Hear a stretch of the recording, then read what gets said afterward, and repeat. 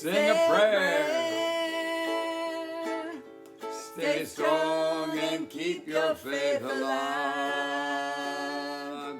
In times like these we need to remember what is real. Stay strong and keep your faith alive. United in our quest to spread love and happiness. Stay strong and keep your faith alive. Hey Rama Rama Bolo, Jai Rama Rama Bolo. Hey Rama Rama Bolo, Sita Ram. Shri Rama Rama Bolo, Shri Rama Rama Bolo. Hey Rama Rama Bolo, Sita Ram.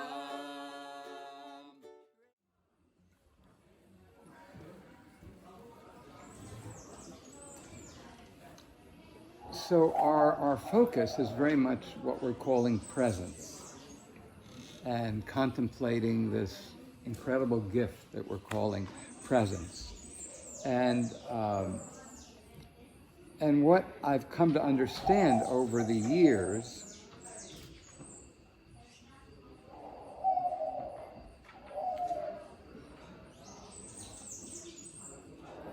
is that you could pretty reasonably call this presence the goddess or God. Okay, you could. There's a sage I've been quoting for many years, Nisargadatta Baba. Nisargadatta means Mr. Natural State. At one point, he left his family to become a saint, and then felt badly about leaving them and came back and rolled cigarettes for the rest of his life and sold them on the street corner to support his family. The country cigarettes called beaties. If you've ever been to India, you probably smoked your share of beaties. But I have a quote from Nisargadatta. He says, "Treat the life force as God. No other God exists." Essentially, I invite you to contemplate that this life force. So what are we talking about when we talk about this life force? So, the word that is constantly used is in the ancient Upanishads. What we're doing here is we're part of a tradition that's been going on for thousands and thousands of years. Upanishad means at the knee of listening, that we're sitting here knee to knee in a circle. And we're asking these fundamental questions about who am I, what am I doing here, what am I made of, what is my potential? So the Upanishads are these ancient esoteric commentaries on just the question we're asking, what exactly is this life? And the word that they use is intelligence. Like in one of the Upanishads, it says something like in the same way that salt is salt through and through. This cosmos is intelligence through and through, only intelligence. I could probably find the exact quote in here sometime. Okay. So we're going to be looking at an image right now. Again, and these are fingers pointing at the moon. They're not the moon. They're meant to illustrate these points and to give you, a way into these concepts. Okay. The background image there is an image called Babbitt's atom. And the image of Babbitt's atom, have you ever seen this coffee table book called The Secret Teachings of All Ages, an encyclopedia of esoteric, Rosicrucian, Kabbalistic knowledge by Manly Hall? Manly Hall was the dean of the Philosophical Research Society, which was in Southern California, which was the center for esoteric teaching in the 20th century. And his life work was in this book called The Secret Teachings of All Ages, an encyclopedia of esoteric, Rosicrucian, Kabbalistic knowledge, okay? And he begins the book with this background illustration, not the chakra picture, but the background illustration from a man by the name of Edwin D. Babbitt. And Paul Babbitt, it said, went into a room, and a dark room, and in that and gave up the light and went within. And in a few days, he was able to cultivate microclairvoyant vision, in which he could see the molecular world. He could see the atomic world. He ended up writing a book called The Principles of Light and Color. He was the father of color therapy, writing in the 1850s. And chromotherapy was widely practiced under his tutelage until the Rockefeller Foundation created a group to create modern medicine, which got rid of homeopathy, herbology, chromotherapy, and all of these things. They had him declared quackery. They paid the schools of healing to teach biochemical healing, and they created anti-quackery laws and got rid of magnetic healing, chromotherapy. But in any case, Babbitt's book on color healing was widely distributed. He had institutes in Australia and in London and New York and Los Angeles. And in any case, Manly Hall begins his book, The Secret Teachings of All Ages, with this illustration on the first page center, and describes Babbitt as a genius, which says to me this illustration of Babbitt's atom is a key to understanding the secret teachings of all ages. So this is a horned torus, and this is so Babbitt claimed to have he had microclairvoyant gift that he'd cultivated, okay? And he was claimed to see the atomic level. So for our purposes, we're saying perhaps this is an image of an atom. And we're saying that everything exists is a field of energy. Can we all agree with that? Everything that exists. And a field of energy is highly organized. That a field of energy has a nucleus that expresses the integrity of the field, takes its experience of the environment, brings it back to the nucleus, and self-corrects.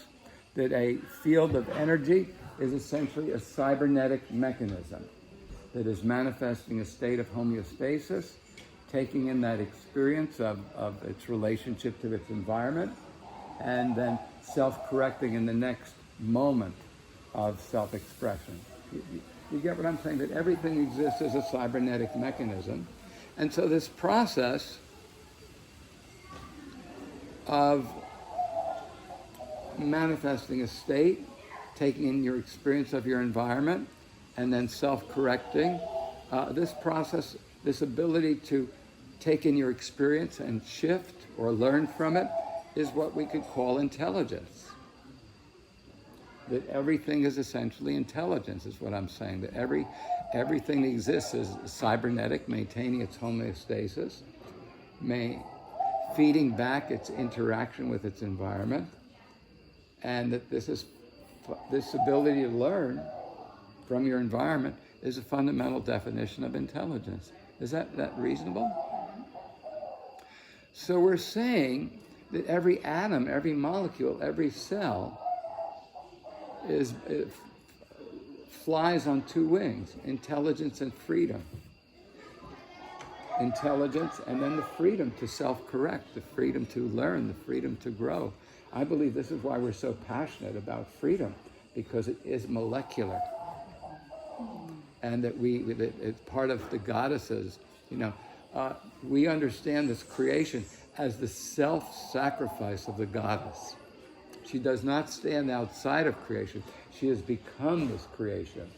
That she is this incredible intelligence in every atom of creation. If you think, we visited a butterfly, refuge in Bali, and they had this moth which had two serpents on its back, beautiful serpents on its back, that any bird looking at it would stay away from it, not attack it, because they would see these two serpents, and that she had her intelligence on a molecular level, as she adapted to her environment, had created this pattern on her back. I've seen another butterfly which has an imitation head on its ass. So if something's coming to eat it, it will see this beautiful head on its tail with the, the antennae and the eyes, whole thing. So that will eat this part that it could afford to lose and leave its real head, which is down there alone. You know, and so all of nature is this omnipresent intelligence which is self-creating. In fact, this is the definition of life, that it can self-create. I often quote Umberto Maturana, and he says, living systems are cognitive systems.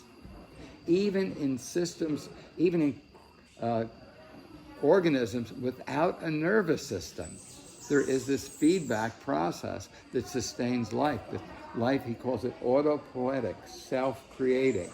That this is the definitive characteristic of life. That life is he calls it cognitive. I would choose to call it an intelligent process. So we're saying that on a molecular level, and that these molecules work together to sustain the homeostasis of cells and of organs. And on the macrocosm, the same cognizance is your lucidity.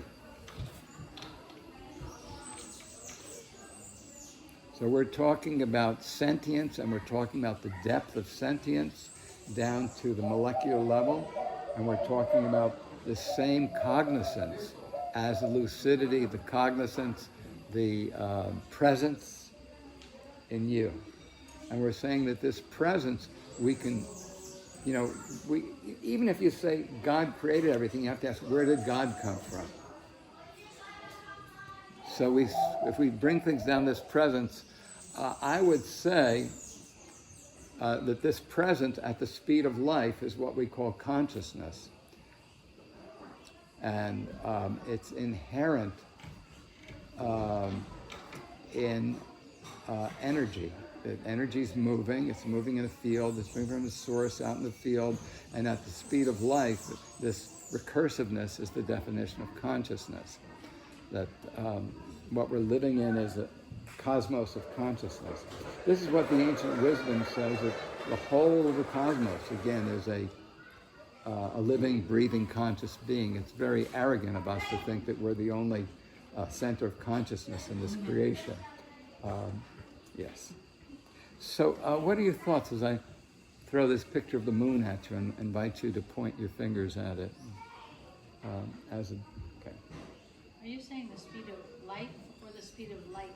Life, the speed of life, the speed of life, yeah. That Light's whatever not that fast enough. whatever that might be, yeah, at the speed of life. So I'm trying to make the point that you have in your presence the power, and that in this work we're going to be focusing on that power in our hands, and we're going to be bringing our hands, we'll be focusing on presence in our hands, and what that's going to be doing, and our hands are going to be right there in the central nervous system. We're going to be making a contact right at the occiput, the foramen magnum. The big foramen means hole, magnum means big hole. So there's a big hole at the back of your head here, where your central nervous system pours intention into your spine. Okay, where your vision enters into physical form, let's say. And so we're going to be bringing our hands into that point and pouring our presence into that point. And the quality of presence is what we're calling energetically is sattva guna, which is a force field whose primary quality is an attunement to the source. And we're saying that presence is the quality of the source. So that any time you bring your presence into a field, you're concentrating the energy of the source into that field. And you're unleashing the power of the source. So we're going to be entering into a context where we're going to be helping the client negotiate an intention. And then we're going to be holding a space in which we are deeply, deeply present for another human being.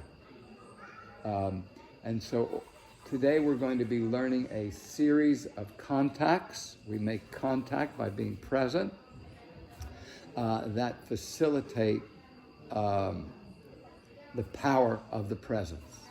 Great. Please, some questions. Please, Joy. I find this mesmerizing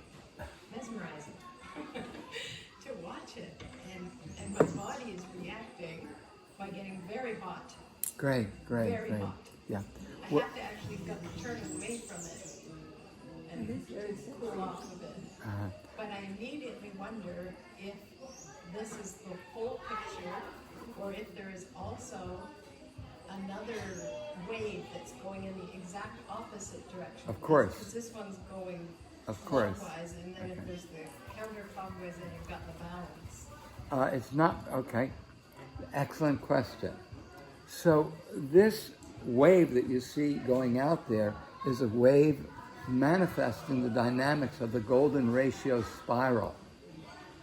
And the thing about the golden ratio spiral is it's infinitely recursive. It allows the nesting from the DNA to the galaxy. That all these energy fields are coherent within each other. So this is the breath of life. The golden ratio is the mathematics of the life breath of a living universe. And we find this golden ratio spiral in the DNA and in the organization of just every dynamic of nature. It's ubiquitous to the galaxy. It's the best approximation that we have of the dynamics of the galaxy. Again, takes the golden ratio spiral, because that is the mathematics of the life breath of a living universe. So what you're looking at here is just one vector of that spiral. But that spiral is infinite in the vectors, and that's why I would only say that what the vectors are simply consciousness.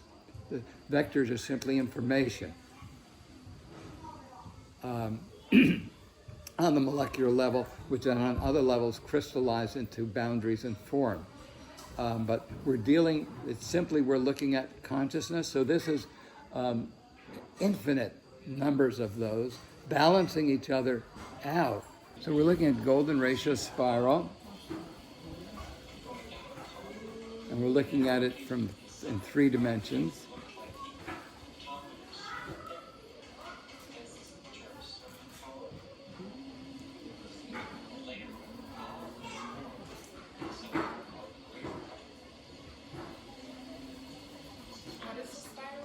A golden ratio spiral, or golden spiral.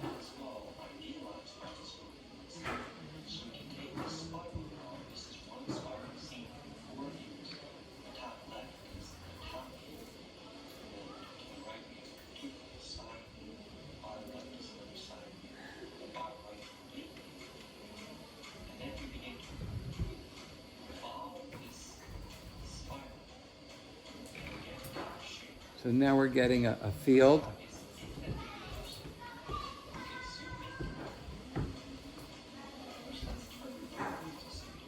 And we're seeing that the energy field is recursive.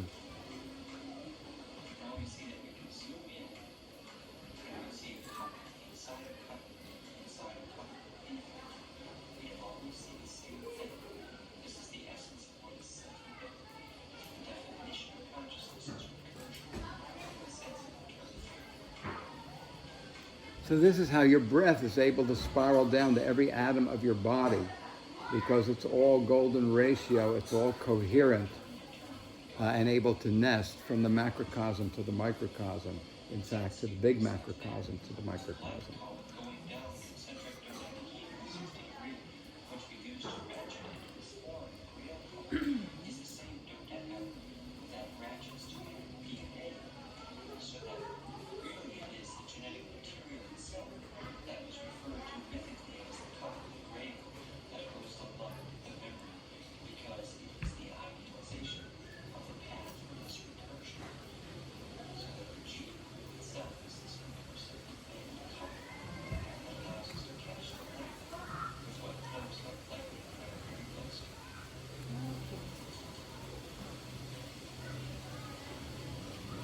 again, another finger pointing at the moon of consciousness and trying to understand this Grail cup that is every atom of the body.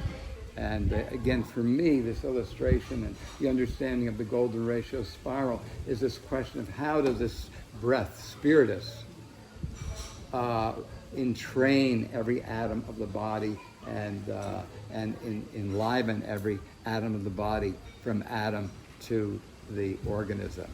And we're saying that it's because of the golden, they're all aligned with the same universe, one coil. It's the one coil of the universe. Yes? Doesn't it need like a certain way of breathing to get a pattern like this? I mean, if you're like breathing in the wrong way, then you also sending a different Yes. field out, right? Yes. Well, this is so radically over-determined that you're holding your breath or you're breathing with a contracted diaphragm is just resistance in the potency of this universal field. You know, yeah. So yes, you're making it more gross, but it's still supporting your life. You'd have to literally hold your breath to be able to kill yourself. You have to realize this wholeness is radically over-determined. And the power of sattva guna is radically overdetermined because you're talking about the life breath of a living universe, a universal field. And your body has been conceived in this field. Like if you look here, this is 1.6 bigger. This is 1.6 bigger. This from here to here is 1.6 bigger. From there to here is 1.6 bigger, 1.6 bigger. This spiral here in my buttocks, golden ratio, or in a bone, or in the curl of my hair, or the curl of a canary's tail, a canary's claw, elephant tusk, golden ratio.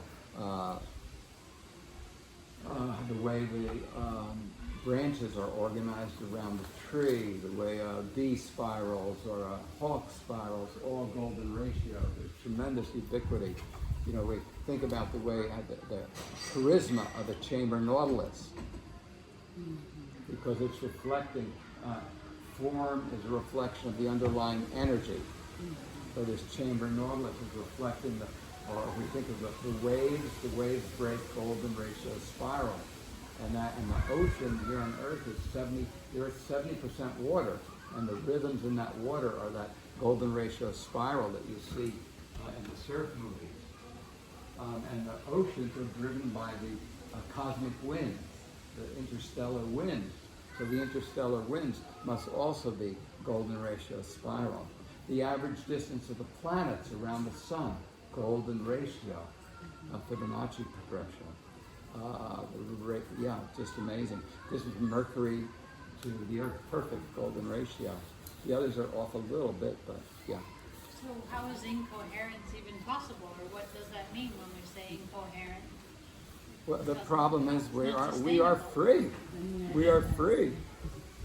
We are free within all of this. The goddess did not create puppets. She gave herself to this creation, and she gave us freedom to, to deal with it.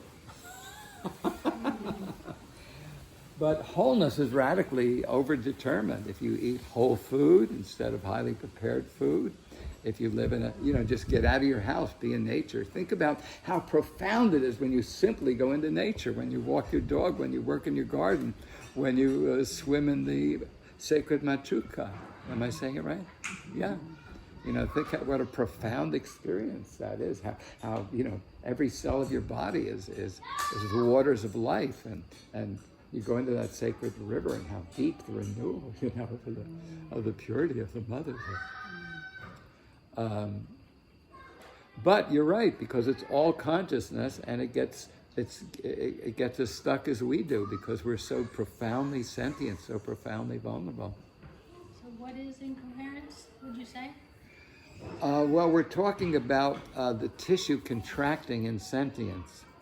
So here's one of the models that we use for understanding this.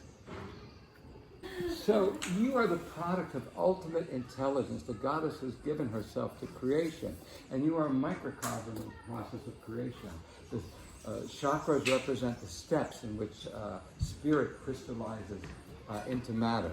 Okay, so that here is fire as the fire of vision and the fire of intention, and this fire then steps down, becomes more gross with the neck, which is a nexus, a womb that mediates between the cosmic forces, the cosmic elements, the universal elements, cosmic fire, cosmic air, and the gross material element. So the neck is a nexus and the nucleus of your etheric body, and has the power to marshal the forces of nature as an expression of your will.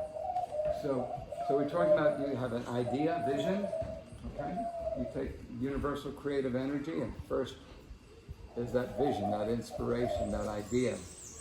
It goes down to the neck, which is a nexus, a womb, an energy matrix, a nexus.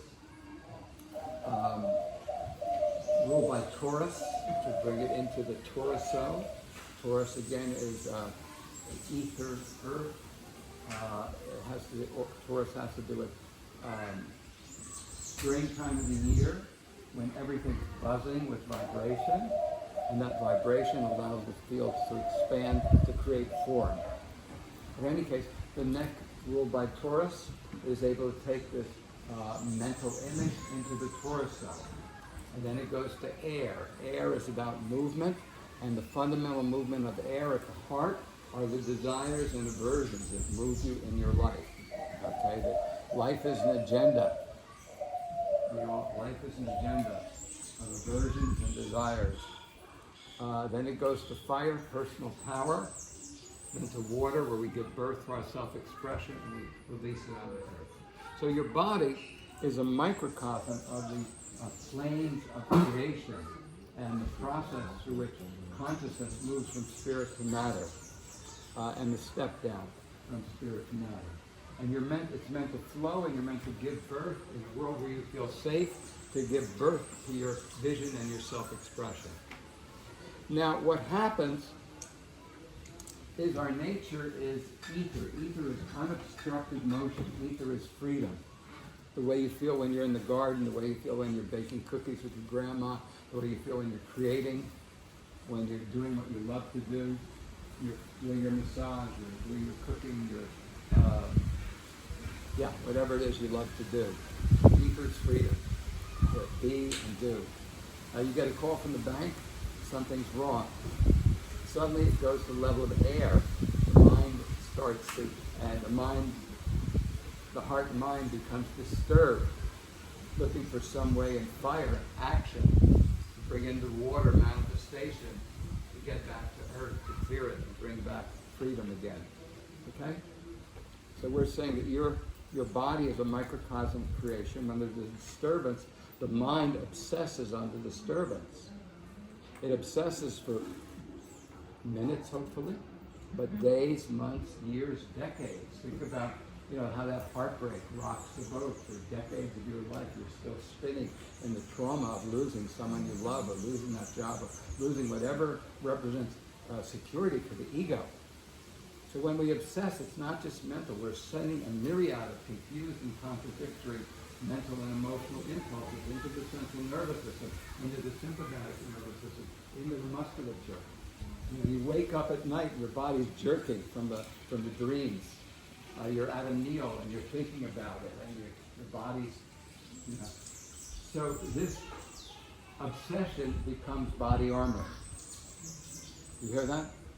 The myriad of confused and contradictory mental and emotional impulses as we obsess on the threat to the ego is what we call body armoring.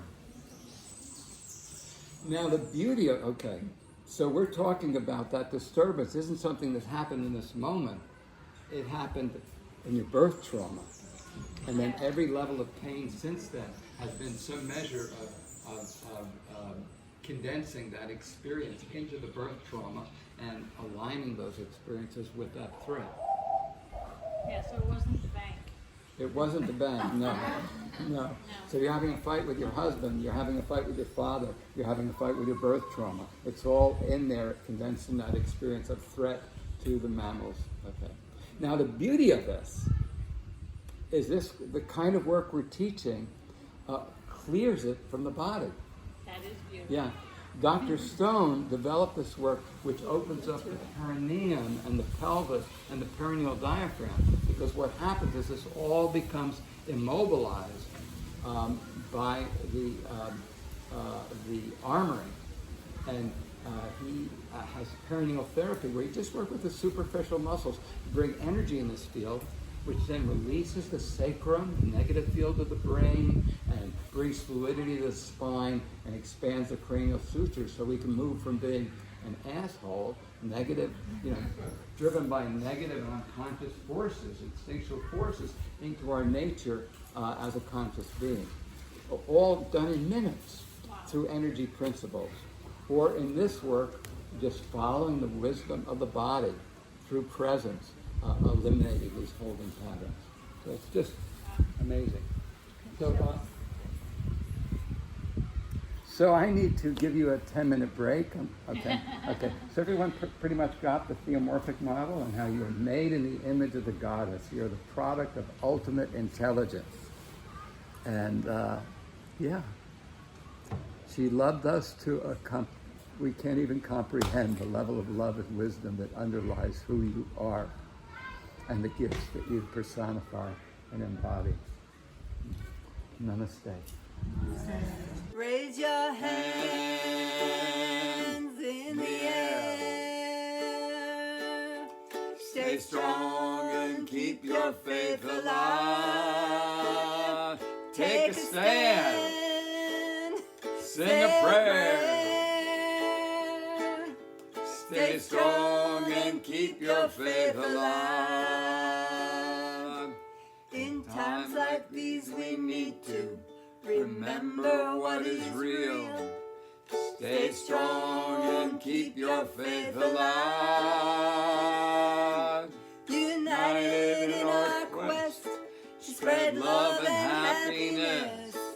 Stay strong and keep your faith alive.